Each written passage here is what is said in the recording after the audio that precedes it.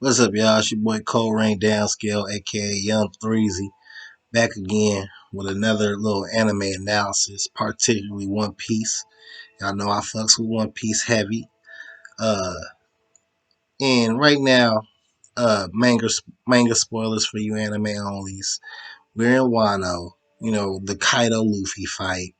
You know Luffy just took his big L, and everybody's all wondering what's gonna happen next. What's gonna happen next? But me, I'm really hyped to see what's going to happen with this Warlords versus Marines conflict that's going on.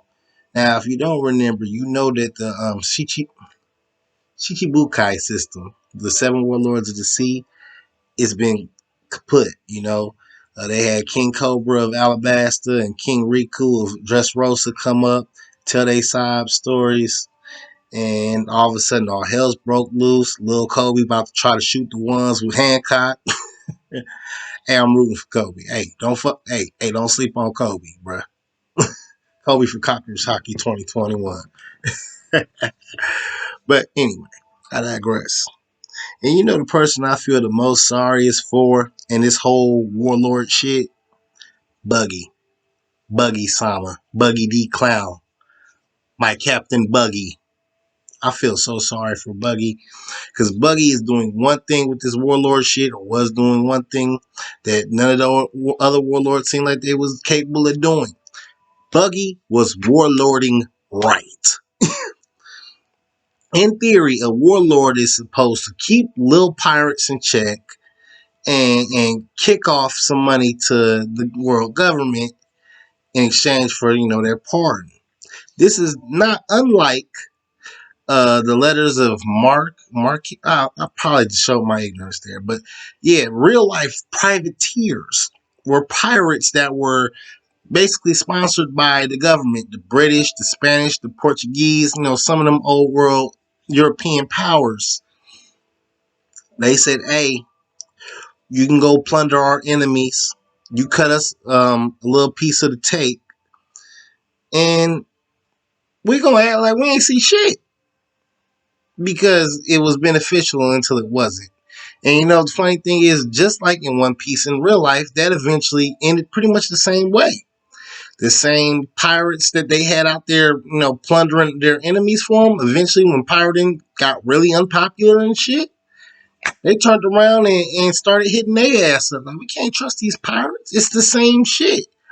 Art imitates life in this motherfucker.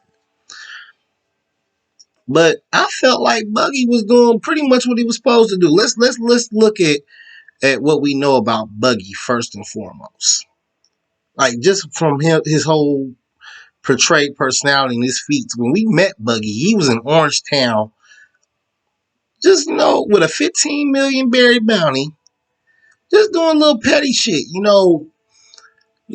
extorting the town, running around, blowing up shit with his cannonballs, just little lightweight shit that they didn't even bother to come check on because they was in the East Blue, and fuck the East Blue according to the world government. We don't care about the East Blue. Hey, real shit, they let a lot of shit slide in the East Blue that should not have slid. From Don Krieg to Arlong to Buggy. Bruh, East Blue Pirates was just getting over. Really. Only time you seen some orders whenever Garp decided to come back home and check whatever pirates he ran across on the way there. That's basically all the hope the East Blue had. Garp visiting Luffy as a kid and shit. I don't see that Buggy would have ever done something on the level of Alabasta or Dressrosa.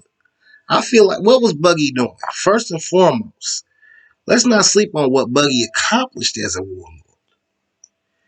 When Doflamingo, took his L, Buggy and his, pirate dispatch, they took over the mercenary market. That's canon. That's stated. So whatever, and you saw the effects of what happened with that. All the pirates that came and tried to pull up on Luffy at the end of Dressrosa before they got a whole junkyard dropped on their ass by Fujitora. Doflamingo was doing that. He was shipping these guys weapons, shipping these guys fighters to fight, kind of like what Germa 66 was doing. Germa 66. After Doflamingo went out the picture, Buggy took over that. And we saw what kind of quality of hitters he had on his squad. The giant pirates. I'm not even finna try to butcher that name right now. The big pirate dude, Harujan, whatever his name was. Uh, those were some big time heavy hitters. That they was implied to be the best that he had at the time. But still, for him to take over the market like that, he had to have some real powerful pirates. A lot of them cats he escaped with was better pirates than he was. They were just caught up in the, oh, Buggy Samba, my captain hype. I feel like Buggy would have sent the world government their bread because Buggy knows his limits. He knows his limits intimately. He's going to stick with his motherfucking limits. He's not finna go out of pocket because he don't want no problems. He don't want no problems. Now, when I say warlording right, let's look at warlording wrong for a minute. First and foremost, obviously, Crocodile and Doflamingo were warlording wrong. These niggas was abusing they shit, right? They was getting over on the world. They're the reason why they're in the situation that they in now, because of them abusing it. Then you had Hancock, who basically just did whatever she wanted to, and she abused it in her own way. She's up here harming Marines and shit, falling in love with, quote unquote, the enemy, the same kind of pirates she's supposed to be checking. She was a wild card. She did what she wanted. You had Mihawk, who was the master of doing the bare minimum. Like, look, bruh, I agreed to come fight Whitebeard. Okay? Nobody said anything about red hair Shanks. If he was warlording right, he would have clapped Shanks. Or tried to. Then there was Moria. He was trash. Then there was Kuma. He was a revolutionary on the low. Law was doing slick shit on the low too. That's why they had to kick his ass out. You got Jinbei. I'm not getting involved in the war, bro. I'm not getting involved. Buggy was the warlord that the world government needed. And that's not a joke. I'm not exaggerating. This is serious. Buggy was the kind of warlord they needed. Let's look at Buggy's goals, right? He's a traditional pirate. He wants the shiny shit, the silver and the gold. I bet you if Buggy got the one piece, he'd throw that shit in the trash because I don't think it's a financial or a monetary. Well, it's valuable, but it's probably not valuable in the way that he thinks it's gonna be. It's gonna be more trouble than it's worth. But that shiny shit, the treasure, oh, Buggy all in for that. So I feel like as long as Buggy was able to get some money out this bitch, he'd be straight. And I feel like the world government should have made some exceptions for cats like Buggy. They really should have. That's why I kind of felt sorry. Like, man, Buggy, you finally made it. You was living the good life. You was eating the good pasta. And now they came in and they're coming to just fuck your whole hustle up. I think Buggy is lucky enough and got enough comedy plot armor that he's gonna get through this. If nobody else get through this shit, Buggy getting through this shit. Believe that. But what do y'all think? Was Buggy warlording right? What is warlording right to you? What is warlording wrong?